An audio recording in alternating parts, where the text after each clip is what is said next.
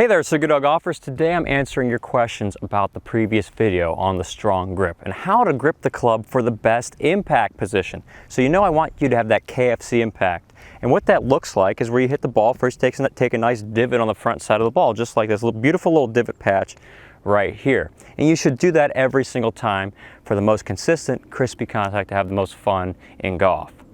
In the last video, I'm telling you about the disadvantages of gripping too strong, because a good impact position is one where the hands are ahead of the golf ball, and then that allows the club to hit the ball first, take a nice divot on the front side. You'll know why in this video, so keep on watching. You need to understand this about impact. This is all about impact, crispy KFC.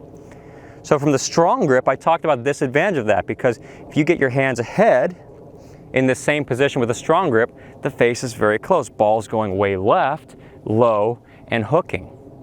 Whereas if you did it with a neutral grip, it allows you to get to square through impact, or even slightly open, so hit that nice push, draw ball, starts right, comes back to the target, just like the pros. Another thing I mentioned about the grip in that episode was, for you to be good with a strong grip, for you to play great golf with a strong grip, you have to functionally flip your hands through impact like this. So that keeps the face really square when I flip my hands through impact. Now, flipping your hands doesn't allow you to compress the golf ball as much as you would if you were here. That's compression, and flipping is more of a sweeping motion across the ground. So can you play great golf with a strong grip? Yes. Zach Johnson, David Duval, Fred Couples, just to name a few, played great golf with a strong grip. But all of these players are functional flippers through impact. They're making this motion. They've learned to do this motion very well. Keep the face square, you hit a very straight shot, but I'm talking about compressing the ball more, getting the most out of your shots, that buttery, crispy feeling on the club face, the mashed potatoes. Because the most compression allows you to get more yardage with less effort, instead of wasting all this energy and hitting these shots that go too high, but they don't go far. They don't penetrate through the air. They don't launch like a howitzer through the air. That's what I want you to do, because you're not working hard to get that kind of level of compression. So you need to understand that if you're going to do a strong grip, you have to be a functional flipper, and if that's what you want, that's okay. Just know that you're not going to compress the ball as much from here, and be happy with that and go on your merry way. But if you want more compression, if you want more effortless power, you have to get to here. And here's why. This is probably one of the most important lessons you're ever going to have on impact. There's a reason why this is a good impact position. The lead arm is the radius of your golf swing. Golf swing is a circle. So as I move the hands more forward, that moves the contact point more out in front of where the divot should be, right here, more out in front of the ball. That is a law. It will happen every time because it's physics and geometry. This will happen if I keep the lead arm straight. It's a machine. Isn't that awesome? Because you can turn yourself into a machine. Divot's always on the front side. Now, if I was moving my hands back, that changes everything. I start hitting behind the ball. And this will happen every time, unless I was to flip my hands more like this. So this is the root of everything that is impact. You need to understand, this is like the basic impact laws right here. This is dropping bombs. So I want you to have hands forward at setup, and I set up with the hands forward to get this to happen the most often. Look at that, it's the same spot. And I don't have to try anything or do any special gimmicks or anything. It's just happening. It's a law. It happens when you do it. Bringing me into the grip now is this. With a stronger grip, even if you had your hands forward enough, for me to keep the face square, I have to flip my hands. The action of flipping your hands moves the hands back, which can cause you to hit behind it. Most people sweep it. It won't have as much compression. The more you flip your hands, the more you're going to sweep it. Or you might even hit really behind it or top it. So a functional flipper, like a pro who has got a strong grip, think Zach Johnson, he's going to get through impact. He'll still take a divot. It's not going to be a very deep divot, but he'll have a little bit of flipping through here. That's okay, he's a tour player, he can play well doing that, he's figured it out. For most amateurs though, we're not seeing that. We're seeing an aggressive scoop and flip like that. That's like 90% of my golf lessons right there. Maybe even 99%. I'm fixing that a lot. Getting you from here to now here. So from a strong grip requires flipping of the hands. The flipping of the hands causes your contact to go back or sweep. You're always going to struggle with compressing. Always, it's a law. It will happen when you do it. When you flip. Whereas I need to get you here every time. And it starts with this impact position right here, where the face is square or just a degree or two open at impact. And look at that, it's happening every time. The way I get you there is with a neutral grip. With a strong grip, it's tougher because you have to flip. So, once again, strong grip. If I was to get hands ahead, I have to shut the face down more. With a neutral grip, to get to this impact position right here for maximum compression, I shut down the face less. With the weakest grip, I have the face that's more open through impact. A lot less, maybe the least amount of hand rotation. And this brings me into my next point, which is over 60% of you or so in the community page say you use a strong grip, and that's out of 350 votes last time I checked. That means a majority of you are using a grip where the hand's turned over. And why you arrived at this strong grip is likely due to one common factor. You were slicing the ball. Ball's going way right off the planet. You couldn't control it. So one of your buddies or a golf magazine or a golf tip somewhere said, hey, if you just strengthen that grip a little bit, you'll get rid of that slice. And in reality, you're doing this over the ball. You're chopping like this. This club's steep. It's going down. And then everybody's like, well, just strengthen your grip. Let's not address this, which is really the big problem. Let's just fix the grip, band-aid it, and move on with your life. And so a lot of you have a strong attachment, pun intended, to the strong grip because you've done it your whole life. And you're doing it because of chopping and because you're steep, because you're slicing. That's the majority right there. So when we get into making changes, like on this channel, you're going from here to here. This is a very different position to hit the ball from than here. It's like two different worlds. So if you've got your strong grip, it keeps the face closing more, which you need so you don't slice. So when you're swinging over steep like this in the downswing, you're able to hit the ball with that slight fade down the middle of the fairway or hit the pole. But you're not going to draw the ball, and you're certainly not going to compress it like you would if you were coming from this position right here. So approaching from here, we have some different variables, don't we? It's very different, two different worlds, clubs here versus here. So a really strong grip over here is going to cause you to hit big hooks because this face is going to close faster through impact. So we need to think about something that rotates the face less. And some people are thinking, well, Tom, you're turning your hands over through impact. I don't teach anybody to aggressively turn their hands over through impact. Why? Because that requires timing. I don't build your swing around timing. That's old school stuff where people say, oh, you got to release your hands. I'm not releasing my hands. I get to here in the downswing, stored up all this lag and power, and after this point, I point the club down through impact. That's the release, and that simple action squares the face. It's none of this hocus pocus. That's all just timing stuff. You can't do that. You can't play golf, do it that. Most people do, but I don't know how you do it. It requires a lot of effort. So variables. We talk about the first part, which is you need to get here. You need to get here.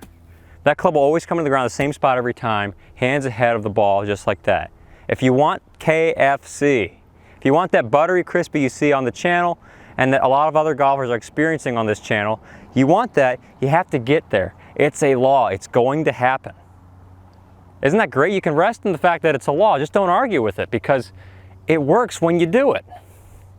Some things just don't change. A million years from now, if somebody's watching YouTube, as long as gravity's still working, this is all going to happen. The same thing's going to happen. Okay, so this is a really dense episode, I know, but there's so much confusion out there about the grip because you're getting tips from all over the place. So then you say, well, somebody told me to do this and you're telling me the opposite. And somebody told me to do this and you're telling me the opposite. I'm telling you this for your sanity because the golf world has been littered with so much misinformation. You just need to know where the truth is. There is one deposit of truth. This is always going to happen. And I get you there to hit at crispy KFC all day long because I want you to have the most fun in your golfing life. I really want to see the average golf score go from the hundreds to the 80s. And it can be done by understanding this basic concept right here. Once you know that, you'll understand why I've got you getting out of an overly strong grip. Because I want you here. I want you here. I want you there. I don't want you flipping. I don't want you doing that. You can keep doing that. I don't want you doing that. But you're just not going to compress it. And life's too short to play bad golf. This is going to happen every dang time. Every time. It's a law. It's a truth. There is truth. There is something you can rest in. It's happy. It's peaceful. I really wasn't supposed to make this video because I know it's a Tuesday. And I always do Saturday releases. But look into the comments section. I just see a lot of confusion. And a lot of people thinking this is all misinformation. There's laws. There's truths. And I made a video about 2 years ago talking about the natural grip, how your hands hang down, and the way they hang is the way you should grip the club. And if you grip them the way they hang, the club face will return to the same spot every time at impact. And there's some degree of truth to that. I'm not backing down on that. But I also understand that if you are somebody who has overly strong grip, if you're like this, it does not keep you from the laws of ball flight and the laws of impact. To get compression, it's got to get here. So just understanding with the strong grip, you have a lot more rotation that's going to happen through impact to compress it. It's just going to happen. If you have the right mechanics, and I should have said that at the beginning of the episode on Saturday, if you have the right mechanics, the face will shut down more. So I'm assuming here that you've got the club to here, you're pointing the club down through impact. With my neutral grip, that gets me to square through impact. So the ball's going straight or starting slightly right, curving back to the target. But if you got this strong grip and I got you pointing the club down, it's closing through impact. So that's using the right mechanics. Many different variables out there, many different golf swings. So when you come into here and you comment and you say, well, this doesn't work for me, that and that, it's all variables. I couldn't possibly know all the variables in your swing just by looking at your comments. But I'm talking about doing it right, getting this consistent impact, good behavior. Not talking about chopping and then figuring out how to get from there, because I will never teach you to chop and I never want you chopping. I want you here, I want you here, here, here for compression for KFC. That's everything you're learning. Okay. So now that we've just gone over the laws of impact, these basic laws of hands forward, divot forward, hands back, divot back, creating this beautiful canvas of divots right here, which is oh so important to hitting the ball the same spot every time, compressing the ball, playing the best golf of your life. That's everything you're learning on this channel. And that's what you're learning in the Saguto.golf online golf school, a structured plan to get there. Everything centers around contact first, then we start learning how to control the curve, and then we add in more power. It's really simple. Isn't it great that you have a truth to go back to? That there's no confusion? I've taken tons of golf lessons. Before I switched to what I'm teaching you now, I've taken so many golf lessons. And it always felt like the instructor was just pulling something out their rear ends to try and save you. And in a way, that's exactly what's happening if you don't have a truth to go back to.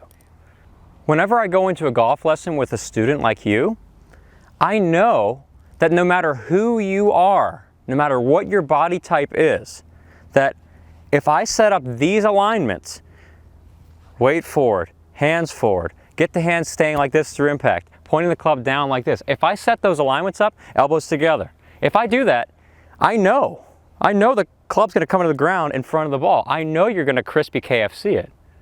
I'm not guessing this. So this is not mere guessing. I'm not just making this stuff up. It's proven to work. Always going back to truth. Resting in that truth. It's peaceful to know that when you come to take a lesson with me or any other stack and tilt instructor, it's a model, it's a system to get you doing better golf, because it always works when you do it. And every pro to some degree does that, because these laws are here no matter what. And I'm going to make a video on that in the future. If you want to see it, comment below, because I'll make a video on it. This video was really fun to make because it was really, spontaneous. And I really enjoyed the conversation going on in the channel. I saw a lot of people with some really good questions. And just so you get an idea of where I'm coming from, we're coming from a deposit of truth. We're not coming from making anything up. I was exactly in your shoes, grasping at straws, shooting anywhere from 95 to 79, mostly on the 95 spectrum, until I found this system. Because I was working with pulling stuff out my rear end, going on YouTube, looking up many different things, and then I found this system, and it has changed my life. It has given me a definite truth to go back to, where I can rely on, and I can teach you how to hit a crispy all day long, because if you do it the way I describe it, it will happen. X equals Y. So SagutoGolfers, thanks for tuning in today. Fun, spontaneous video. Really enjoyed it. Comment below if you enjoyed this type of video. I might make more of these. Let's go out there, play some great golf, enjoy this beautiful weather, and I'll look forward to seeing you in a future episode.